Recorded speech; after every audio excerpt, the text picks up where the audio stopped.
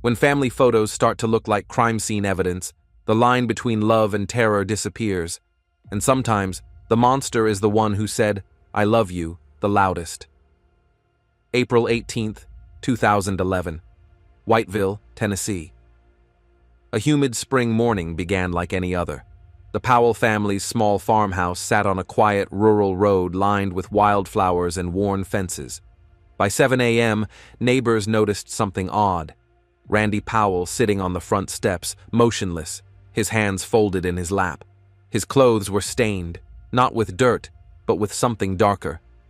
A neighbor approached hesitantly, calling out, "Randy? You okay?" Randy didn't move, didn't blink, didn't even seem to hear. Then came the smell, coppery, heavy, familiar only to hunters and butchers. The neighbor dialed 911. Moments later, sheriff's deputies pulled into the gravel driveway. What they found inside would haunt even the most seasoned officers for the rest of their careers. Carmen Powell, the family's matriarch, was found collapsed in the kitchen, slumped over a chair as if she'd simply fallen asleep. But the blood pooling beneath her told a different story. Jacob Powell, 14, was in the hallway, his hands covered in defensive wounds, his young body a final testament to his desperate attempt to protect his family. In a small, lavender-painted bedroom down the hall, 12-year-old Kimberly Powell lay beneath her blanket, her stuffed rabbit still beside her. It looked almost peaceful, until you saw the deep, deliberate stab wounds on her chest. All three were gone. And Randy Powell? He didn't run. He didn't hide. He waited, calmly, as if he wanted an audience for his final act. When officers approached, Randy looked up and whispered, almost relieved, "I did it. I told them I would."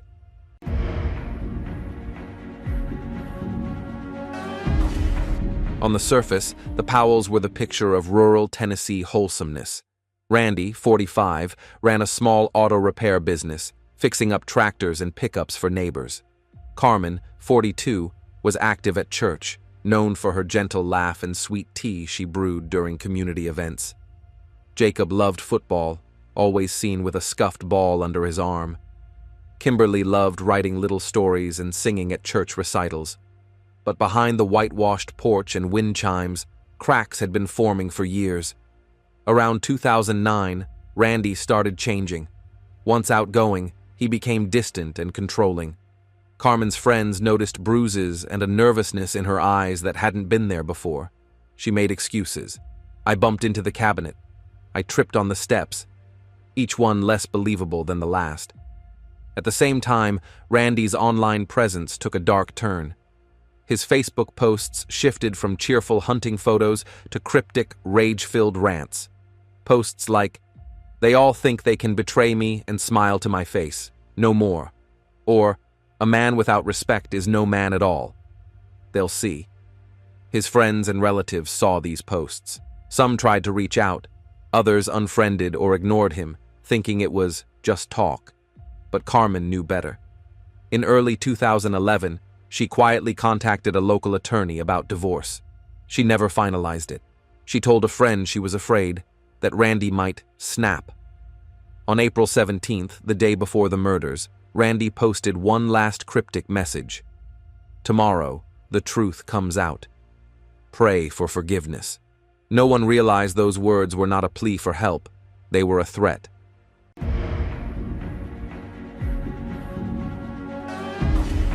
Carmen Powell was more than a mother. She was the heart of her family.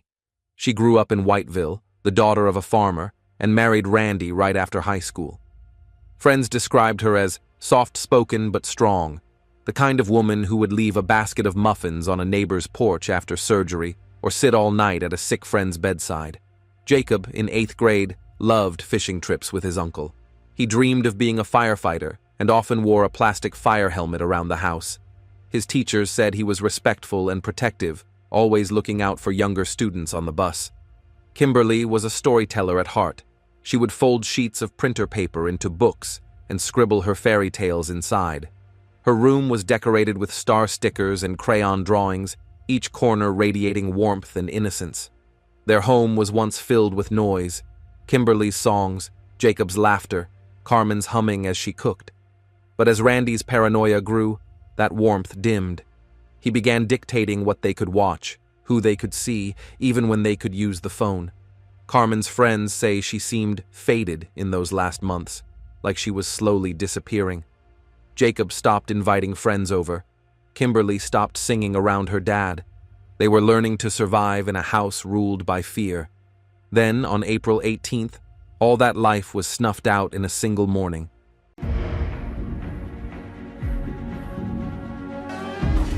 The Powell house on that April morning was more than a crime scene. It was a map of a family's final moments. Deputies entered through the kitchen first. The table was set for breakfast. 3 plates, cereal boxes on the counter, a jug of milk half empty. Carmen Powell's body was slumped in a chair, her head tilted to the side, blood trickling down her blouse. Multiple stab wounds to her back and shoulders suggested she had been ambushed while sitting down, perhaps sipping her morning coffee. In the hallway, Jacob lay face up, his hands riddled with cuts. It was clear he had fought for his life, and for his mother and sister. Blood spatter on the walls indicated a struggle. Jacob had likely charged at his father, desperately trying to stop him. Kimberly's room was the most heartbreaking. Stuffed animals lined her bed, a half-colored drawing on her nightstand. She was found under her blanket, as if she tried to hide or pretend she was asleep to avoid her father's wrath. The stab wounds to her chest were deliberate, almost ritualistic, an act of personal rage rather than blind violence. Near the front door, officers discovered Randy's discarded knife. The blade was still slick, reflecting the morning light in a grotesque shimmer. Most chilling of all, Randy's cell phone sat on the living room couch, still open to Facebook. The final post read simply, "They left me no choice. God forgive me." Outside, Randy waited on the front steps, a blank expression on his face. His hands rested calmly on his knees, his breathing steady. He looked like a man waiting for a bus, not one who had just annihilated his family.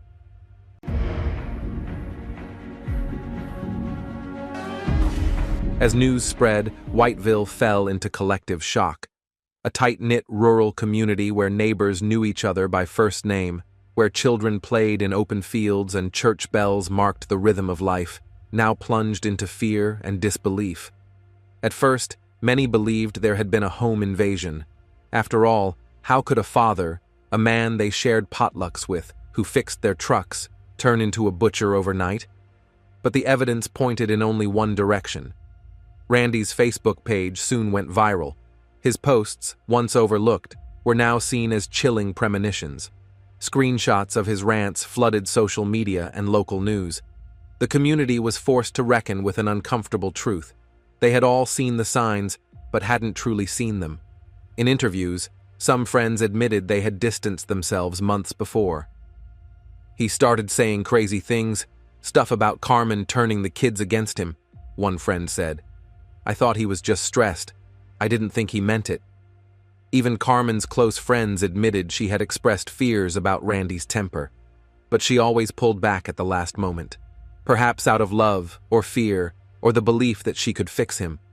The betrayal wasn't just Randy's violence, it was his ability to maintain a mask of normalcy, to hold barbecues, to pray in church pews, to shake hands and smile even as darkness grew inside him.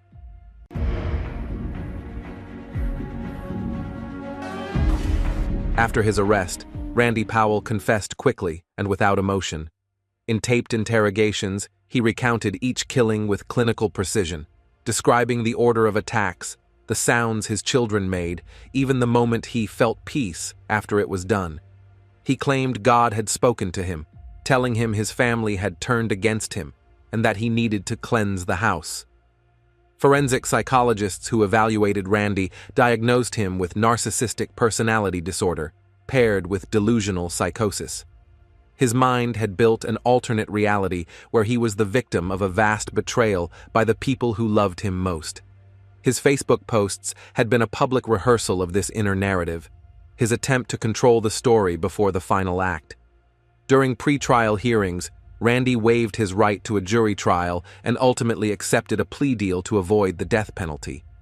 In court, he sat expressionless, as Carmen's mother sobbed from the gallery, clutching a small cross. He received life in prison without the possibility of parole. When asked if he had any final words at sentencing, he simply said, "I did what I had to do."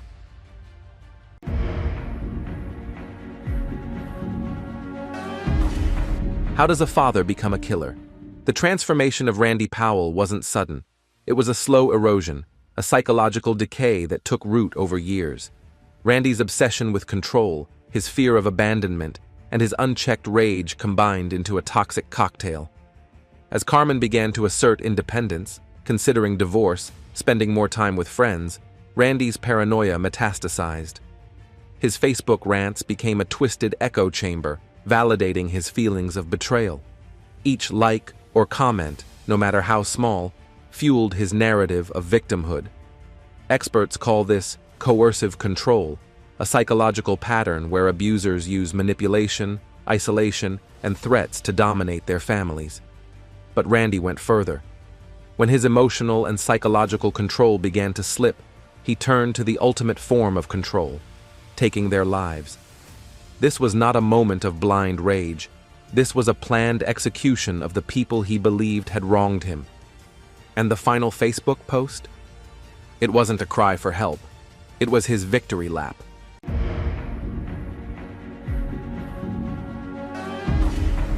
The Powell home stood empty for months after the murders, the once cheerful porch now covered in weeds and silence.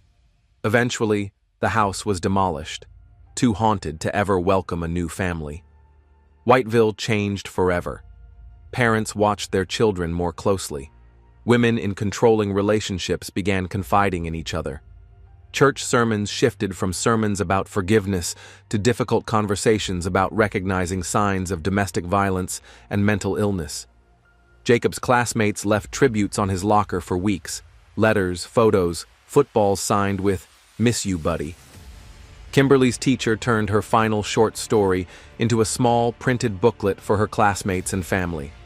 Carmen's family founded a scholarship in her name for young women pursuing social work and community leadership. They spoke publicly about the dangers of ignoring small red flags and how faith, though powerful, cannot replace intervention and safety. Randy Powell remains in solitary confinement in a maximum security prison. He is rarely seen or spoken of. Inmates who have encountered him describe him as eerily calm, as if he still believes he did something righteous.